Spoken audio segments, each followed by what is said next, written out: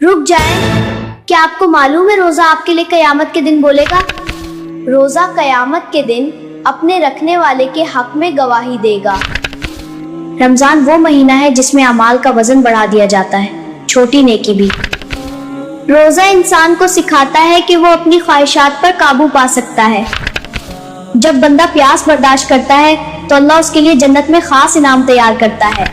रोजादारों के लिए जन्नत में एक खास दरवाजा है जिससे सिर्फ वो ही दाखिल होंगे।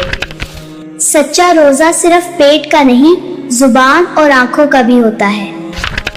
रमजान नस्लों को तरबियत देता है, सब्र, शुक्र और इताअत सिखाता है।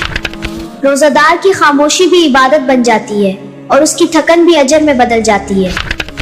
रोजे की हालत में मांगी गई दुआ रद्द नहीं की जाती। अगर कोई लड़ाई करे तो रोजादार कहता है, मैं रोजे से हूँ।